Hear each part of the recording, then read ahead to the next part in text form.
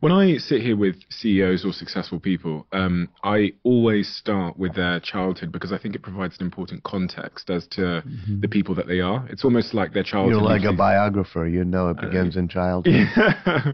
Well, I mean, you're the king of biography, so I had no idea that that's where it's meant to start. It just seems like the most obvious place because it's the foundation of people, and those fingerprints seem to remain on them as adults.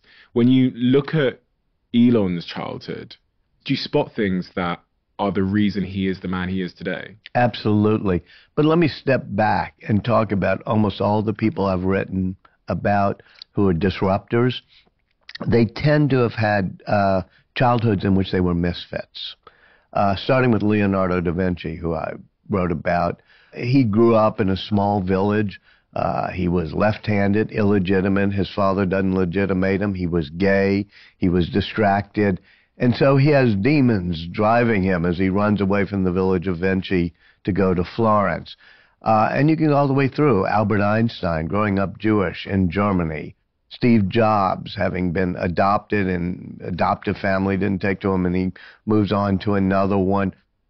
For Elon Musk, it was particularly brutal. He grew up in South Africa as a scrawny kid on the autism spectrum, so he had no social input-output skills. He was no friends, and he was beaten up quite often. But the scars from that were minor compared to what happened when he went home after being beaten up once. He was in the hospital for 4 days, but he gets home and his father makes him stand in front of him for 2 hours while the father tells him he's a loser and that it was his fault, and takes the side of the kid who beat up Elon. And so it's one of the oldest tropes in mythology, which is the aspiring young superhero fighting the dark side of the Force and finding out Darth Vader is his father, having to overcome those demons. I think most of us, I mean, you have a very interesting background yourself, from Botswana to Manchester to here in London. I think most of us have things that drive us, and sometimes there's some demons from childhood. But the question is whether you harness those demons or those demons harness you. And in Elon Musk's case, the answer is both.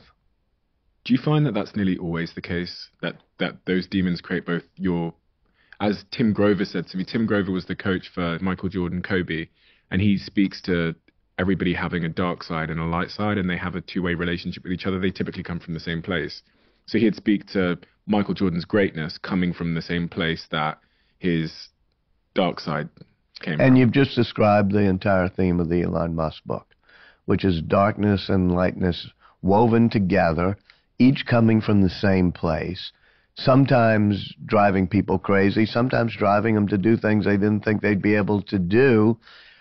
And you want to take out the dark strands of Elon Musk, the demon mode, as his girlfriend Grimes calls it, where he just truly gets cold and in a very bad place.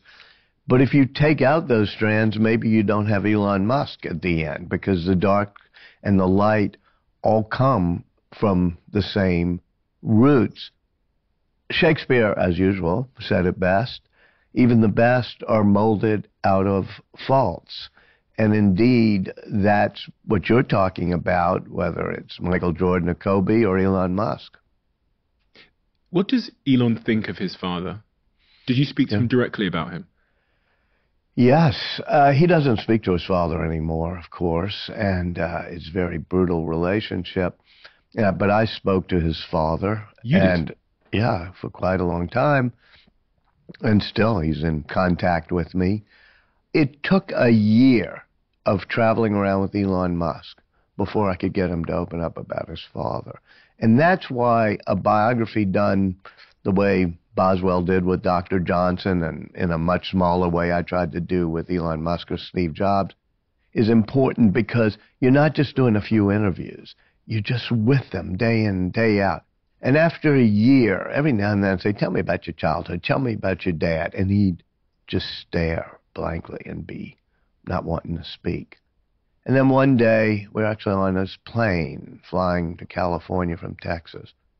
And once again, it was very quiet. Finally said, tell me about your dad. It was about the 20th time I'd asked him. He must have been silent for 2 minutes, 3 minutes. I didn't say a word. And then it started coming out, the stories of childhood. And so, yeah, he's still rattled by the memory of it. His father has had 2 children by a young woman that he had raised as a stepdaughter. And so that really messed up Elon's mind. Elon's father raised a stepdaughter and then had 2 kids with the stepdaughter, yes.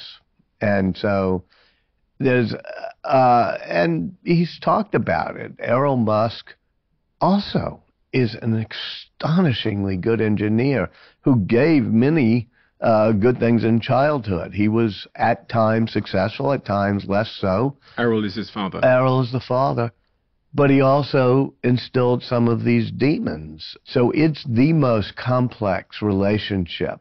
You know, Barack Obama begins one of his memoirs by saying, I think every successful man is either trying to live up to the expectations of his father or live down the sins of his father. And Obama says, in my case, it's both. Well, in Elon's case, it's both. And what did you learn, if anything, from speaking to Elon's father? I learned that he was like a Dr. Jekyll and Mr. Hyde in the Stevenson thing, in novel.